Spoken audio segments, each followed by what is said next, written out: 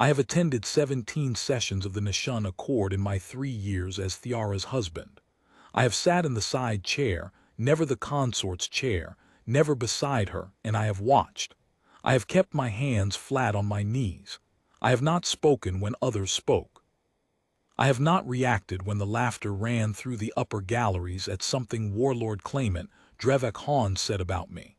And there was always something, always a phrase shaped just gently enough that the record keepers could transcribe it as diplomatic commentary rather than contempt.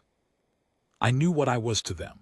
I had known since the morning of the ceremony, when the Covenant Hall went so quiet you could hear the ventilation ducts cycling, and then went noisier than before, not with cheers, but with the particular buzzing commentary of a room that cannot believe what it is witnessing. A human, married to Empress Thiara Vel Nishun, the sovereign of the Nishun Compact, heir to the 7 pale sigils, granddaughter of the woman who had held the compact together through the Keth border crisis 3 decades before I was born. I was 54 years old the day we married. I had retired from the Terran Reaches Ranger Commander Corps 2 years prior. I had spent 26 years conducting operations that, if they went well, no one would ever know about, in places that didn't appear on civilian transit maps. I had no estate. I had no wealth by Nishun standards. I had a service record that was classified in 6 jurisdictions, a jaw that had been broken twice and set once, and a collection of 7 ceramic mugs from various postings that I hadn't been able to bring myself to throw away. What I had, and what no one in that chamber knew, was 3 months of prior contact with Thiara's predecessor, the Empress Veline Nishun, her aunt, who had understood something about the compact's strategic position that the rest of her court had refused to see. The Nishun Compact was not large. It controlled 11 systems, 3 of which were inhabited, and its military strength was respectable but not overwhelming. What it had was position. It sat between the Terran Reach's outer expansion corridor and the Keth Confederation's preferred resupply route. Both sides wanted Nishun's cooperation, and neither wanted the other to have it exclusively. Veline had understood that the correct play was neither side. It was a third option. She had opened a private communication through channels that didn't officially exist, and the man on the other end of that communication had been me. I had spent 3 months talking with her before she died. She was 71 years old, and she had seen enough of the galaxy's machinery to know when a gear was missing. She told me what she feared for her niece's reign. She told me what the compact needed, and why its court was too proud to ask for it openly. She told me that she had already written the treaty, and that if I agreed, she would make it legal before she died, and Thiara would inherit both the throne and the terms. I said yes because the terms were right for the Reach and right for the compact and right for the 11 systems between them. I said yes for no other reason. I want to be precise about that, because what happened later, what I felt later, was not what I had calculated, and I will not pretend otherwise, but the calculation came first and it was honest. Thiara and I met 4 days before the ceremony. She was 38, which is young for a Nishun sovereign, and she had a quality I recognized from certain very good officers I had served alongside: the ability to be completely still in a room that was moving too fast. Her skin was pale celadon green, the color of shallow water over gray stone, and her hair was black and coiled at the back of her head in rings of oxidized silver. Her eyes were pale gold, almost amber, and when she looked at me across the table in the small chamber her advisors had arranged for the meeting, I had the distinct impression that she was doing exactly what I was doing, reading the room, reading me, calculating. She said, "You knew my aunt." I said, "I respected your aunt." She said, "She told me you were steady." She said the word twice. I noticed. I said she was generous. There was a pause in which neither of us spoke and in which, I understood, we were both deciding something. Then she said, "I don't intend to insult you, but I also don't intend to pretend this is anything other than what it is: a political arrangement. My court will not accept it easily, and I will not ask you to perform warmth you don't feel. I will ask you to behave with dignity, which I believe you will do regardless." I said, "I will." She looked at me for another moment. Then she said, very quietly, almost to herself, "Steady." That was our courtship. The first year of our marriage, I sat in the side chair and watched and learned the shape of the thing I'd walked into. The court was fractured in the way courts always are, faction lines running beneath the formal ceremony like cracks under ice. Thiara had inherited the throne with no time to consolidate, and Han, who led the Vithral sovereignty, 4 systems to the compact's spinward border, had seen the opening immediately. He began appearing at every accord session. He made speeches. He spoke frequently about Nishun's independence, about the dignity of sovereign species, about the troubling trend of entanglements with lesser-developed races. He never looked at me while he said it. He was too skilled for that. He had allies among the court's internal factions, too. That was the part that mattered more than his speeches in the accord. 2 of Thiara's senior advisors, men who had served her predecessor, and whose loyalty was to the institutional structure of the court rather than to the woman currently sitting at its top, had begun routing their most sensitive correspondence through channels that looped past Thiara's direct oversight. I noticed this in the 3rd month.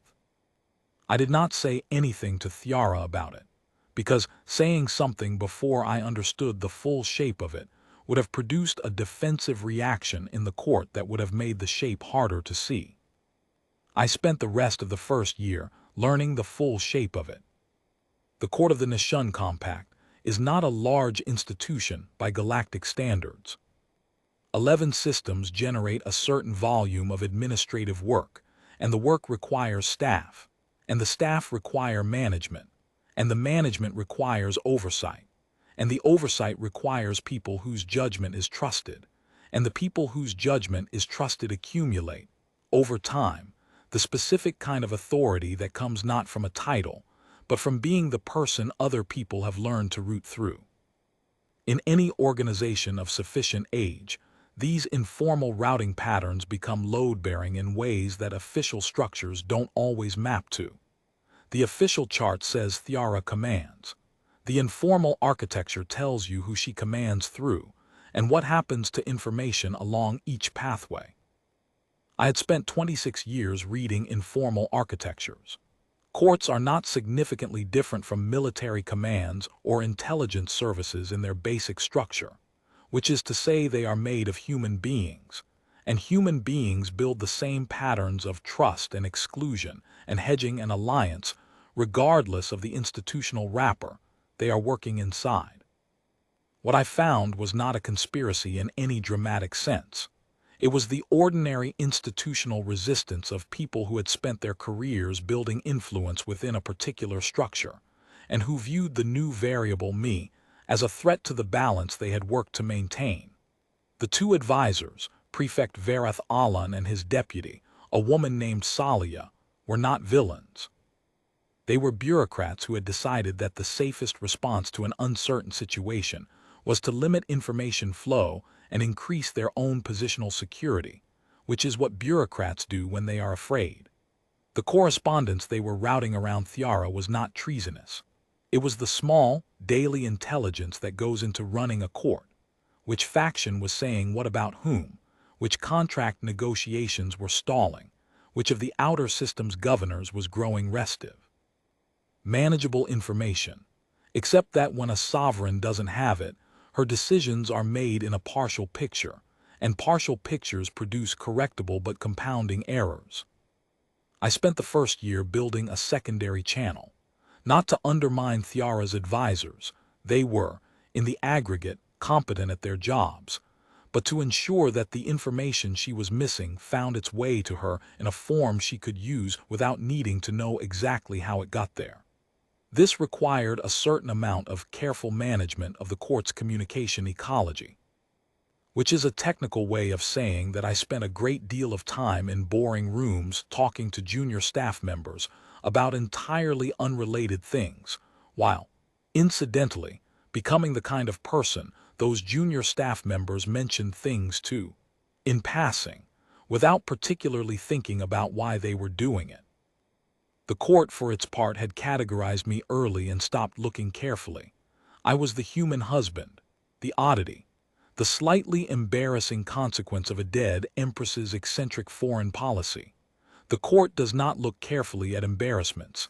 It looks past them, around them, through them, which is a quality in an environment that I found, professionally, extremely useful. By the end of the first year, I had a reasonably complete picture of the court's internal information architecture. I had corrected several significant gaps in Thiara's intelligence picture through mechanisms she had not needed to investigate. And I had done all of it while being, as far as the court was concerned, a man sitting quietly in a side chair at formal sessions and drinking coffee in the apartment every morning. I had not disrupted any of it. I had simply added myself to it in a position that was invisible enough that no one thought to account for it. In the second year, I stopped sitting and started working. This is the part I have never explained to anyone, and which I will not explain fully even now, because some of it involves people whose safety depends on their anonymity, and some of it involves agreements that are technically outside the jurisdiction of any body currently assembled in this chamber. I will say only what the record requires. The Nishun Compact had 3 active border disputes when I married Thiara. None of them were formally acknowledged as disputes.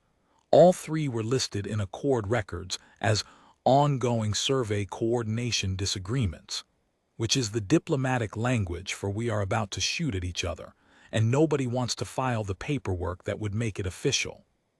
2 of the 3 involved Han's Vithral sovereignty, which was methodically testing the edges of Nishun space to see where Thiara's new administration would flinch. I had spent 26 years learning where not to flinch. The first thing I did was contact 3 individuals in the Vithral sovereignty's administrative apparatus, not Han's people, but people who existed slightly outside Han's direct control, which all large bureaucracies contain, because no one man can actually supervise everything. I had met all 3 of them at various points in my career. One was a logistics coordinator. One was a sub-prefect in charge of survey licensing. One was, technically, a chef at a Vithral diplomatic mission, though that description would have surprised anyone who looked carefully at his actual travel record over the previous decade. I spoke with all 3 of them through channels that did not touch the Accord's communications network. I made no threats and offered no bribes. I said, in each conversation, some version of the following: here is what the current trajectory produces, and here is what a different choice produces, and here is what I know about your situation that you may not realize I know. The conversations were short. 2 of them were never repeated. The third lasted several months before it produced anything tangible. The border surveys stopped within a year. Not officially, they were suspended pending updated cartographic review, but they stopped. The second thing I did was spend 4 months in what Thiara's court officially recorded as a personal health retreat. I was, in fact, in the Keth Confederation's outer administrative zone, a part of the galaxy where no one looked at you closely because looking closely at people there had historically resulted in expensive consequences. I had gone there to find out the shape of something I had suspected since before the marriage, which was that Han's ambitions regarding the Nishun Compact were not simply about embarrassing Thiara's human husband. They were about positioning the Vithral sovereignty to absorb Nishun's 3 inhabited systems within the next 8 years. The human match scandal was a tool, not the goal. I found what I was looking for. I also found something I hadn't been looking for, which was a set of financial instruments linking Han's intelligence operation to a Keth privateer network that the Keth Confederation officially denied sponsoring, and actually did sponsor, which is the kind of thing that is very useful to know if you ever need to have a conversation with senior Keth officials about what they would prefer not to become public record. I had that conversation. It was not long. The Keth officials I spoke with were intelligent people who had arrived at senior positions precisely because they understood leverage and understood it quickly. The conversation required approximately 40 minutes. At the end of it, the senior official present, a woman called Prefect-Designate Thavar, who had iron-gray hair and the particular direct gaze of someone who has been in bureaucratic knife fights for 30 years and won most of them, looked at me across the table and said, "You are a very inconvenient man." I said, "I have been told that." She said, "The licensing review will take approximately 6 months to complete." I said, "That is acceptable." She said, "And if it did not?" I said, "Then we would have this conversation again, and it would be longer." She looked at me for a moment with an expression I recognized, the expression of someone recalibrating a model they had been confident in and finding it required more significant revision than expected. Then she said, with what I believed was genuine rather than performed respect, "Where did the Terran Reach find you?" I said, "A cold survey station, roughly 25 years ago. I was the only one who didn't complain about the mornings." She almost smiled. She did not quite, because she was too careful for that in a working meeting, but the shape of it was there. The third thing I did was come home. I want to be exact here, because it matters to what came later. Coming home to the compact was not a simple thing for me. I had spent 26 years in the field. I did not have a home in the ordinary sense. I had postings, assignments, objectives. The ceramic mugs from different stations were a joke I made to myself about that. You don't accumulate furnishings when you don't have anywhere to put them. You accumulate small ceramic things because they are cheap and they break, and they are easy to leave behind. The Nishun Compact's core station had an apartment reserved for the Empress's consort. It was large. It had windows that looked out over the station's inner habitation ring, which was planted with something analogous to a garden, a long band of growing things circling the ring's interior surface, the kind of thing you only put in a station if you are committed to being there for a very long time and want something that looks like permanence. I had moved into the apartment with my 7 mugs and a single case of operational gear I could not, for professional reasons, leave in storage anywhere. On the 4th evening I was back, Thiara came to the apartment. This was unusual. We typically met in formal contexts, or in brief hallway exchanges that we both kept carefully neutral. She was alone, without advisors, which was also unusual. She sat down in a chair near the window without being invited to, because it was technically her apartment, and she was technically invited by standing definition, and she looked at the 7 ceramic mugs arranged on the kitchen counter. She said, "You have been somewhere." I said, "I have." She said, "The court believes you were ill." I said, "I know." She was quiet for a moment. The garden ring outside moved slowly. It was always moving, a slow, constant rotation to maintain even light exposure. There was something about watching it that I had come to find settling in the months I'd been here, in the way that very few things outside of operational focus had ever settled me. She said, "Should I know where you were?" I thought about that. I said, "In about 6 months, the Keth Confederation is going to withdraw its licensing support from the Vithral Sovereignty's outer survey operations. It will be presented as a standard review, but it will be permanent. When it happens, you should not comment on it and you should not thank anyone for it. And if anyone asks you what you know about it, you should know nothing about it."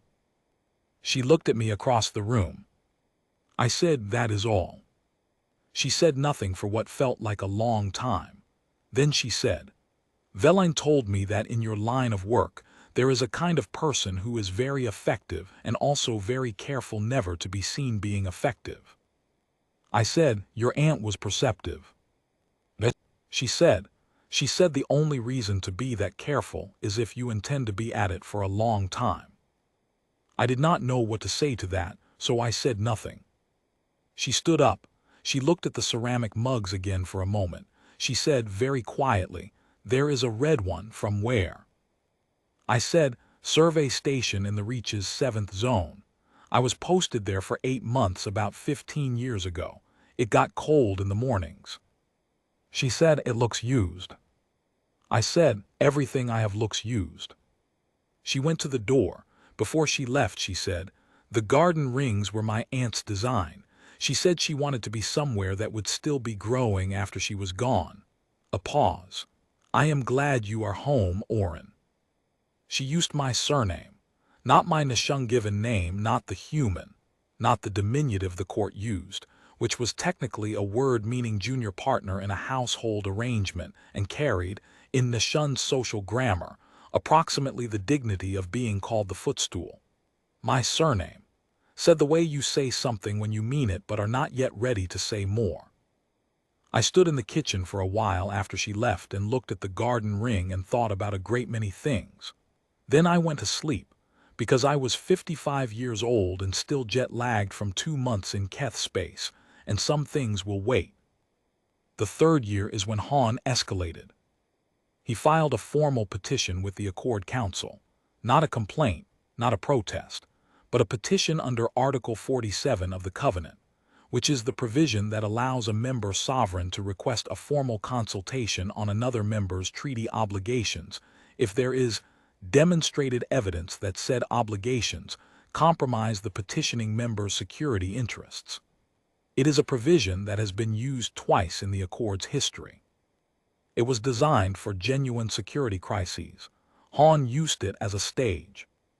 The consultation was scheduled for the Covenant Hall's full assembly, all member sovereigns, all diplomatic observers, the press pool from 6 different information services, and the gallery packed with court officials and their staff. It was, by design, the largest possible audience. Han wanted witnesses.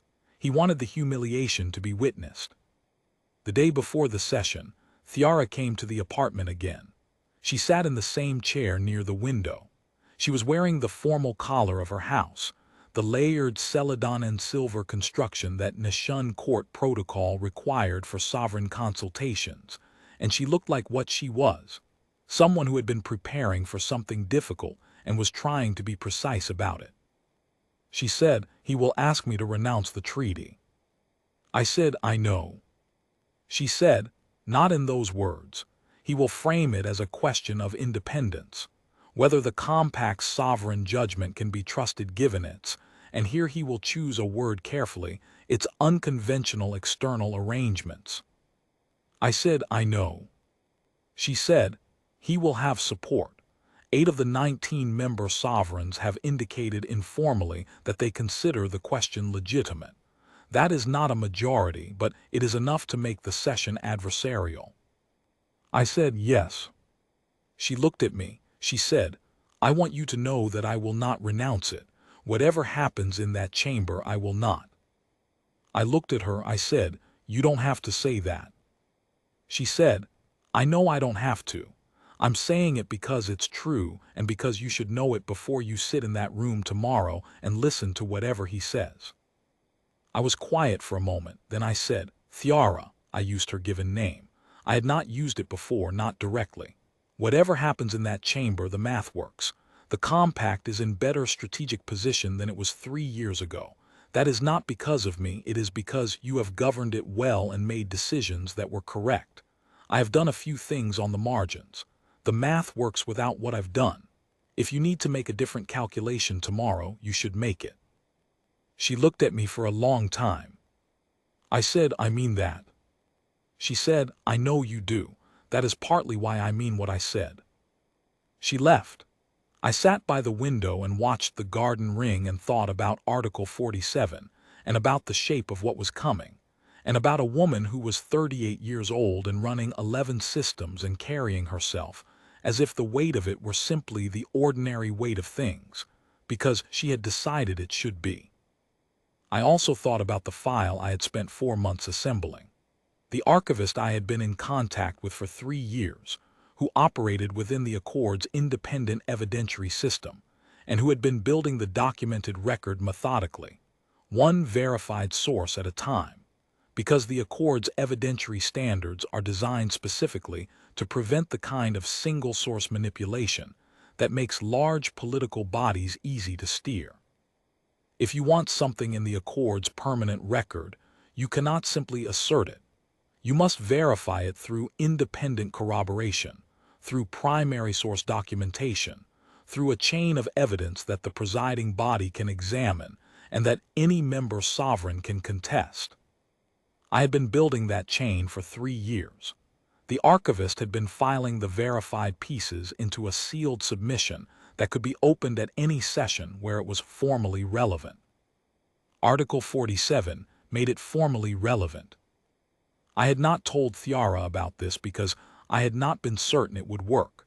The verification of the third and most significant element, the Keth privateer financial instruments and their connection to Vithral intelligence, had been finalized only 11 days before the session was scheduled.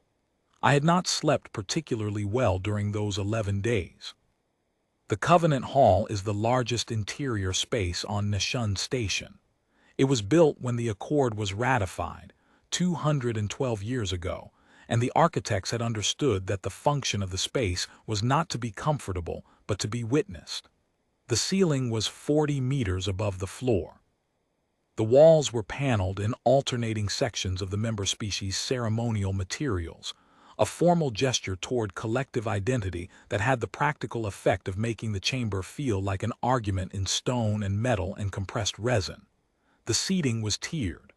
The front arc, at floor level, was for the member sovereigns and their immediate delegations. The second tier was for diplomatic observers. The galleries above that were for everyone else, court officials, press, invited observers, and, in the upper galleries, whoever had managed to obtain access, which in practice meant several thousand individuals who had come specifically because they had heard what this session was about. I sat in the side chair. I had not slept particularly well. I had made my coffee in the red mug, which I did not ordinarily do. The red mug was from the cold survey station, and it had a specific feel to it, a weight in the hand that I associated with mornings when I was preparing for something that required my full attention and did not guarantee my continued existence. I had drunk the coffee, packed nothing, worn my standard dark formal attire.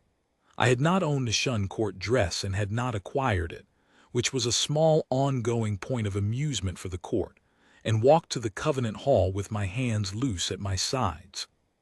Thiara did not look at me when I came in. This was standard. We did not acknowledge each other publicly in formal sessions. I sat down, and the chamber continued its pre-session activity around me, and I watched. Han opened at the second chime. He was a large man. Vithral physiology ran tall, copper-skinned with a double orbital ridge that gave them a permanent expression somewhere between intensity and irritation, and he had a voice that carried easily in large spaces without effort. He had been doing this for a long time. He knew the room. He spoke for 11 minutes without ever saying anything technically actionable. He spoke about the Accord's founding principles. He spoke about the importance of sovereign integrity.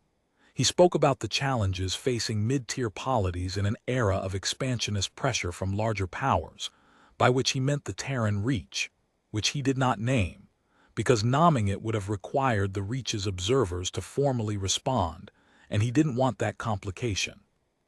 He spoke about the difficulty of maintaining clear decision-making structures when a sovereign's household arrangements created potential conflict of interest. He was skilled. I will not pretend he wasn't. He built the architecture of the thing carefully, brick by brick, and every brick was technically defensible, and the structure it built was aimed precisely at Thiara. In the galleries, I could hear the commentary beginning, low. Not quite whispers, the kind of sound a room makes when it believes the outcome is already settled and is simply watching the formality play out. There were members of the court in the second gallery who had been waiting for exactly this. 3 of Thiara's senior court figures who had privately aligned with Han's position, not because they were his agents, but because they were pragmatists who had looked at the previous 3 years and concluded that the political wind was moving in a particular direction, and pragmatists move with winds. I had identified all 3 of them in the first year. I had not moved against them, because moving against them would have required me to be visible, in a way I had decided not to be visible. I had simply made sure that the information they believed they had about the compact's strategic position was incomplete in specific ways. Han reached his petition. He said, "The Vithral sovereignty respectfully requests that the Nishun Compact's sovereign affirm, for the record of this accord, that no external treaty arrangement, including personal arrangements of a domestic nature, currently compromises the Compact's independent judgment in matters pertaining to its member system's security, trade access, or sovereign succession.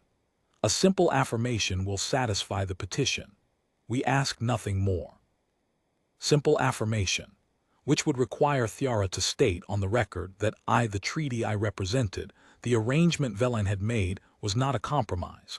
And in the current climate, with 8 sovereigns watching, with the galleries full of people who had already decided what they thought, that affirmation would be interpreted as performance. It would be seen as her reading the line she'd been given, and Han would spend the next 2 years using that interpretation. Or she could decline to affirm, which would be interpreted as confirmation that there was something to hide. He had built a clean trap. I had known he would. I had known the shape of this particular trap for 6 months. Thiara was still.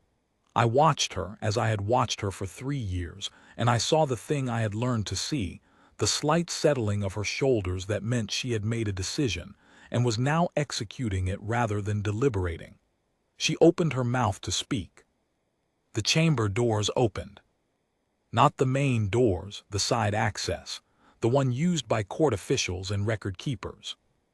A figure entered in the formal attire of an Accord Records administrator, which is the least remarkable thing you can wear in the Covenant Hall during a session, and walked to the standing table reserved for evidence presentation, which is a formal mechanism under Accord rules that allows any sovereign or their designated representative to submit supporting documentation into the session record before the responding sovereign speaks.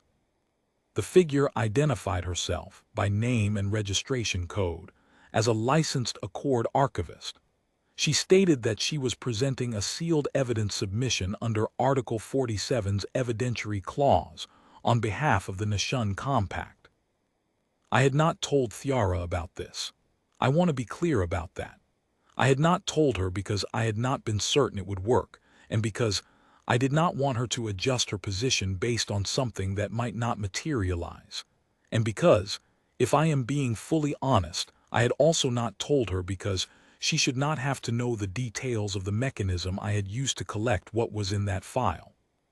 Some things are better conducted without witnesses, and some witnesses are better protected by not being asked to witness. The archivist began reading the submission into the record. I will not reproduce it fully. Some of it remains under restriction.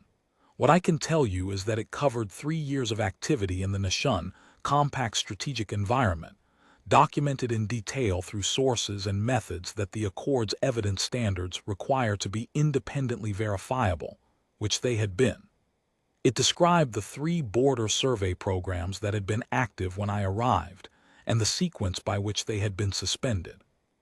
It described the Keth privateer licensing arrangements and the financial instruments connecting them to Vithral intelligence operations, including the date of the relevant Keth administrative review that had severed that connection. It described 2 separate diplomatic crises that had been de-escalated through back-channel negotiations, conducted without any official Accord record. The Accord's evidentiary system has a provision for reconstructing back-channel records through corroborating sources, which is a tedious process, and one I had spent considerable time preparing. The reading took 14 minutes. During those 14 minutes, the chamber was quieter than I had heard it in 3 years of sessions. The particular silence of a room that has stopped everything else it was doing and is listening, not waiting for its turn to speak, but actually listening, is different from the performed attention of formal proceedings. I had learned to tell the difference. This was the real one. At no point did the document name me. At no point did it claim I had done any of these things. It presented them as documented outcomes in the Compact's strategic record over the past 3 years, tied to specific dates and verified through specific sources, and it let the chamber do the mathematics. The chamber did the mathematics. I watched the member sovereigns as the archivist read. Not Han. I already knew what Han's face was doing. I would check it after. I watched the 8 who had signaled informal support for his petition, because their position had been driven by their assessment of the strategic picture, and the strategic picture being read into the record was different from the one they had been working with. The Nishun Compact, in the account now entering the permanent record, was not the politically naive small polity that had made an embarrassing domestic arrangement. It was a polity that had, over 3 years, quietly resolved 3 border threats, neutralized a criminal financing network that 2 larger powers had both preferred to pretend didn't exist, and done so with enough documented precision that the record could withstand formal challenge. I watched the 8, and I watched their assessments change. It is a particular thing, watching a person revise a fundamental model in real time. The face does not show all of it. People who operate in formal settings are trained to manage their expressions. But the body shows some of it. A shift in posture, a slight reorientation toward the primary speaker, a release of the particular held tension that comes from believing you know how something ends. One by one, across the course of the archivist's reading, the 8 signaled to anyone who knew what to look for that they were no longer certain how this ended. There was also a 9th sovereign, not one of Han's 8. She led a small independent compact in the Accord's outer ring, a woman named Prelate Sovereign Durath, who had been formally neutral throughout the session and whom I had assessed, based on 3 years of observation, as the kind of political figure who moved late and moved correctly. She was the one I had been watching most carefully, because she was the one whose shift, if it came, would tell me whether the documentation had done what I had spent 3 years building it to do. 14 minutes into the archivist's reading, Prelate Sovereign Durath set down the small handheld device she had been reviewing throughout and did not pick it up again. She gave the archivist her full attention for the remainder of the reading. That was enough. The rest of it was already decided. Han did the mathematics too. I watched him.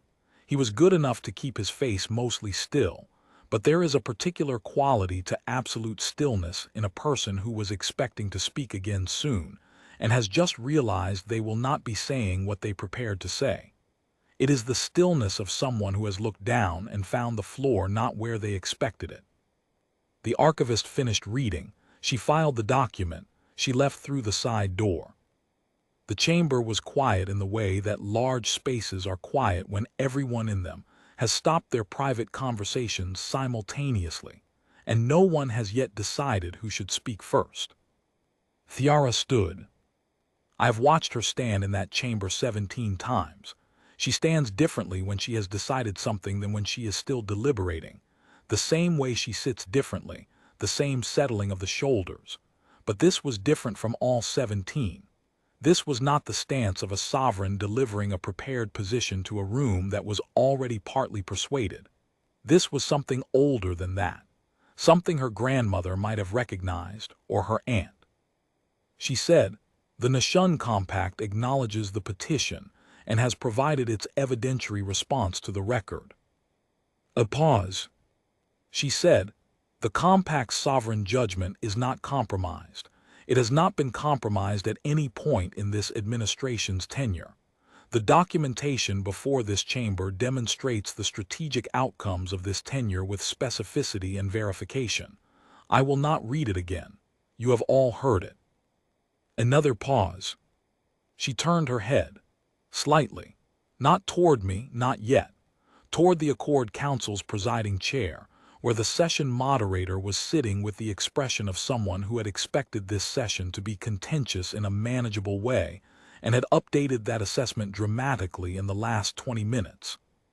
Thiara said, "I wish to place a formal statement of record." The moderator said, carefully, "The sovereign of the Nishun Compact is recognized."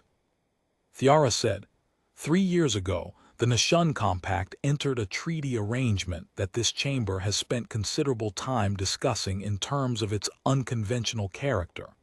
What this chamber has not previously had before it is the full record of what that arrangement has produced. You have it now. She paused. She said, the Terran Reach's Ranger Commander Corps has a practice, when an operation is conducted successfully and without official documentation, of designating it as an unattributed completion. The phrase in their records is, completed, origin unassigned. It means the mission was accomplished by someone whose name will not appear in any public ledger, because the nature of the work required that. The chamber was very quiet. She said, I am Thiara Vel Nishun, sovereign of the Nishun Compact, and I am placing on the formal record of this accord the following statement. The strategic outcomes detailed in the document this chamber has just received were not accidents of favorable circumstance. They were the product of deliberate, skilled, sustained effort by a man who conducted that effort for 3 years without credit, without recognition, and without asking for either. She turned. She looked at me. I had not expected this. I had expected her to use the documentation. I had not expected this. She said, Vesak Oran Nishun. The Nishun given name, not my surname, not the human, not the court's diminutive.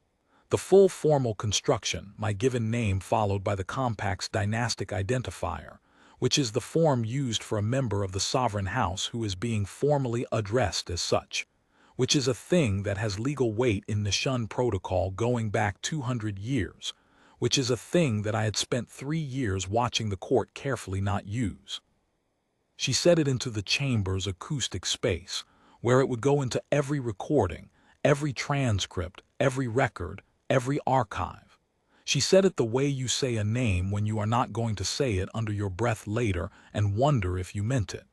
She said it the way her aunt had said the word steady twice, so that Thiara would notice. She said, stand please. I stood. She said, you have served this compact and its people with precision, discretion, and integrity for 3 years. You have done this without being asked, without compensation beyond what the treaty specified, and without complaint. You have been mocked in this chamber and others. You have sat in the side chair.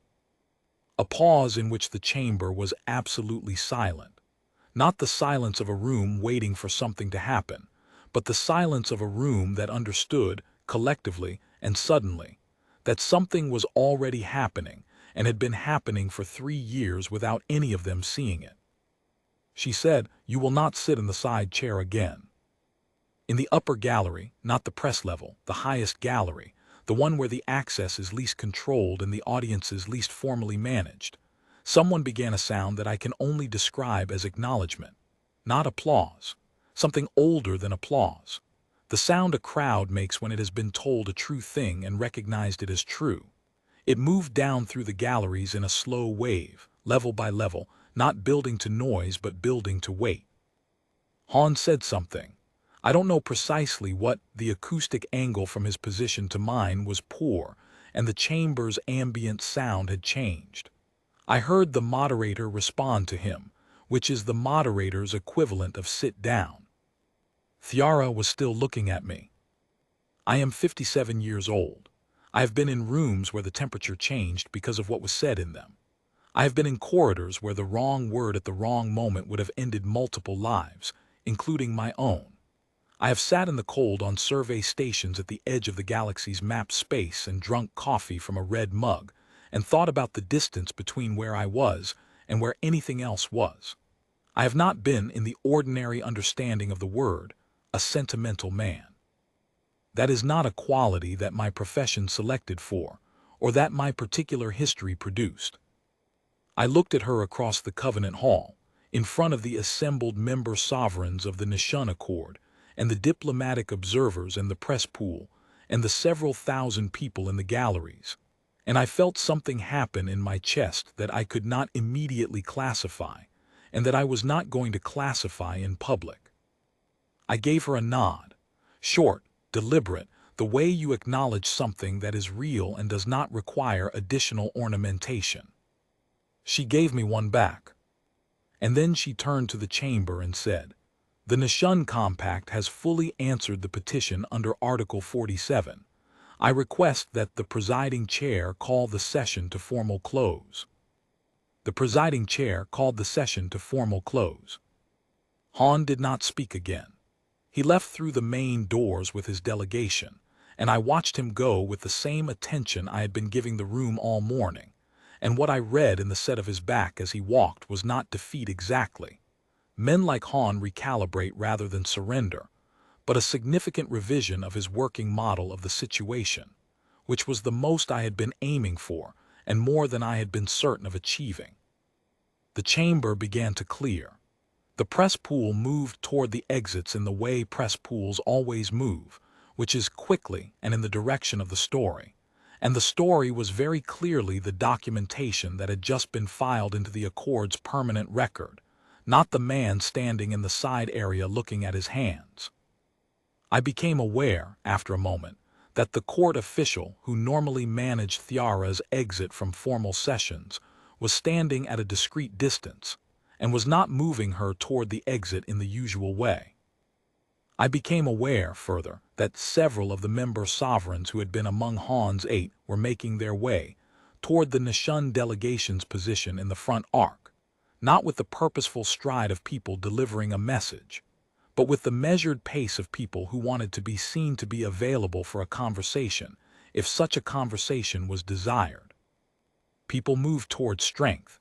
It is one of the most reliable things about large political assemblies. A Nishun court official appeared at my elbow, Vareth, Thiara's senior protocol officer, who had the gift of being present when required and absent otherwise. He said, without preamble, "The Empress has asked that you join her in the reception room behind the southern chamber doors, if you are ready." I said, "I am." The reception room was small by diplomatic standards, designed for post-session conversations between delegations that needed to happen before anyone had time to prepare formal positions. It had a window overlooking the station's outer hull, a view of the stellar field that Nishun Station sat in the middle of, the particular deep that you see when you are far enough from any significant star that there is no ambient glow, only the stars themselves, distant and indifferent and very clear. Thiara was standing at the window. She was still in her formal collar and court attire. She was alone. I came in. The door closed behind me. I stood for a moment and looked at her standing at the window, and I thought about the first time I had seen her stand that way, the morning of the ceremony, before the hall had filled, when she had been at a window in the adjacent chamber, and I had come through the wrong door and found her there, looking at the station's exterior. She had not turned immediately. She had let the moment sit for a count of 3, then turned and said, with the same precision she applied to everything, "The ceremony is in 11 minutes. I find the view useful." I had said, "So do I." She had nodded as if that were a reasonable thing for two people who were about to marry each other in a room full of strangers to establish. And then we had walked into the hall. I had thought about that 11-minute window many times in the years since. The view useful, the economy of it, the complete absence of performance. She said without turning, "Vareth tells me you had that file prepared for 4 months." I said approximately. She said you were going to use it. I said if it was needed. She said, was it needed? I thought about that. I said, I thought it was worth preparing. She was quiet for a moment. Then she turned. She was looking at me with the same expression she'd had in the chamber, not the formal sovereign expression, not the carefully calibrated neutrality she wore in sessions. Something more direct than that. Something that I had seen growing over the course of the 3rd year, in the moments between formal events, in the brief pauses in hallway exchanges that had begun to run slightly longer than professional courtesy required. In the evenings, she had come to the apartment on the pretext of reviewing administrative matters and had stayed until the garden ring had completed a full rotation. She said, "You should have told me." I said, "I know, I was wrong not to." She seemed to consider that. She said, "That is the first time you have said you were wrong about anything." I said, "I have been wrong about other things. I try to correct errors when I notice them." She said, "What other things?" I looked at her. I said, "I thought this arrangement would stay what it started as. I was wrong about that. I noticed it some time ago and I was not sure what to do with it." She was very still. I said, "That is not a statement that requires anything from you. I am not." I stopped. I started again. "I am not skilled at this. I am skilled at other things. This is not one of them. I wanted you to know what is true because I think you deserve accurate information about your own household, and because I did not want to go on being wrong about it indefinitely." The stellar field was visible over her shoulder. I focused on it briefly, the way I focused on operational details when I needed something concrete to anchor my attention. The stars were very far away, and they were not going to resolve this for me. She said very quietly, "Vesak." Not my surname, not my full formal designation, just the first name. The way you say something when you have decided that the distance between you and the thing you mean to say is close enough to cross. I said, "Yes." She said, "Come and look at the stars with me. I find it helps when a day has been what this day has been." I walked to the window. We stood side by side, close enough that I was aware of the warmth of her presence in the way I had been aware of it for some months now, and had been recording carefully and not acting on. Close enough that if either of us shifted slightly we would be touching, which neither of us did, and which somehow felt like a more significant thing than many of the operational decisions I had made over a 26-year career. The stars were, as they always are, very far away and very clear and entirely indifferent to what was happening in the small pressurized metal structure floating among them. And that indifference, which I had once found simply factual, felt tonight like a kind of privacy. After a while she said, "My aunt's garden rings are visible from here at this angle, if you look to the right." I looked to the right. I could see the band of green, faint with distance but continuous, rotating slowly in the habitation section. I said she would have liked today. Thiara said she would have said I took too long. I said she was perceptive. I heard the small sound that meant she was almost smiling. After 26 years in the field and 3 years in a court, I had become, against all professional probability, a man who tracked the near-smile sounds of a woman who was trying to be precise about things and finding today that precision had its limits. I said, "Thiara." She said, "Yes." I said, "Thank you for the record." She said it was accurate. I said, "That is not only why you did it." A pause, long enough that the garden ring completed perhaps 5 degrees of its rotation. She said, "No, it is not only why I did it." We stood at the window in the small reception room behind the Covenant Hall and looked at the stars, and at the ring of growing things her aunt had designed to outlast her.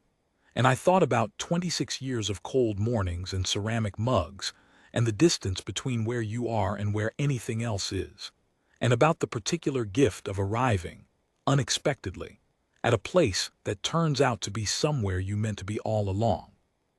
I had 7 mugs. I thought that soon there might be room for 8. In the weeks that followed, 2 things happened that are worth noting. The first was that Drevek Han withdrew his Article 47 petition formally and without public comment. His office issued a statement about recalibrated diplomatic priorities and the importance of constructive accord relationships. It was the kind of statement that means exactly what it doesn't say, and what it didn't say was, I looked at the documentation, and I understand the position I am in now. I did not anticipate that he would be finished entirely. Men like Han have long operational timelines and the capacity to redirect rather than abandon. But I anticipated that he would redirect his attention toward environments where the floor was where he expected it to be. The Nishun Compact, for the foreseeable future, was no longer one of those environments. I made a note of this in the same internal ledger where I had been tracking his moves for 3 years, and I closed the relevant file, and I went home. The two court advisors, Prefect Verath Alan and his deputy Salia, requested a private meeting with Thiara the week following the session. I was not present. Thiara told me afterward that it had been a straightforward conversation in which both of them had acknowledged that their information management practices required adjustment. She had accepted the acknowledgement, made clear what the new expectations were, and closed the meeting. Neither of them resigned. Neither was asked to. They were competent at their jobs, and the compact needed people who were competent at their jobs, and what had changed was the informational architecture around them, not the people themselves. The second thing was that Thiara had the consort's chair, the one beside her own, at the front arc of the Covenant Hall, moved from wherever it had been stored, because she had never had it brought out before and placed in its proper position. I did not comment on this. I did not draw attention to it. But on the morning of the next Accord session, I walked into the Covenant Hall and sat in it, and Thiara was already in her chair beside me, and she turned her head slightly to look at me, and I turned mine to look at her, and neither of us said anything, because there was nothing that needed to be said. Varath, who was standing at his usual discreet distance, had the expression of a man who had been waiting 3 years for this particular morning, and was not going to ruin it by commenting on it. I respected him for that. He was, I had concluded, a professional of the first order. The 7th ceramic mug was the red one, the cold morning one. I had drunk from it on the day of the session, and I had meant the association. I kept it. I think I will keep all of them.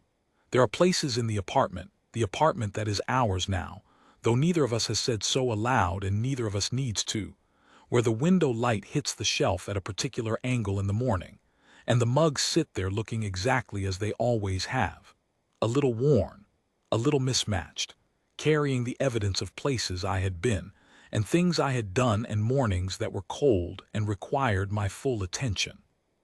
Thiara asked me once, in the particular quiet of the apartment in the morning before a session, if I was going to get more of them, new ones from new places. I said I thought I probably would. I said I didn't see any reason to stop. She looked at the 7 mugs on the shelf, and then she looked at me, with the pale gold eyes that I had been learning to read for 3 years and that I understood now, in the way you understand something you have been studying carefully and with genuine attention. She said, "Good." Then she said, "I have been told there is a ceramic workshop on the station's outer ring. Apparently they make things to order." I said I didn't know that. She said, "I found out recently." A pause. "I thought you might like to know." I looked at her. I said, "I would." She nodded, with the same precision she had always brought to things, and poured herself coffee from the second-best mug, the one from the transit station on the Reach's third zone hub, which she had been quietly using for several months without comment, and which I had noticed and also not commented on, because some things are better left to develop at their own pace without anyone drawing attention to the fact that they are developing. That was enough. It was, in the way of all the most important things, exactly what it was and nothing more and nothing less. The garden ring was moving slowly outside the window, the way it always moved, tended by people who had decided to be somewhere for a long time. The stars were where they always were. The mugs were on the shelf. And I was, at 57 years old, in an apartment that had become home in the way that the places I had been posted never had, not because of what I had built there, but because of who was in it, and because she had said my name in a room full of people who had been certain I was nothing, and meant every syllable of it. Some things are worth the cold mornings. Some things are worth all of them.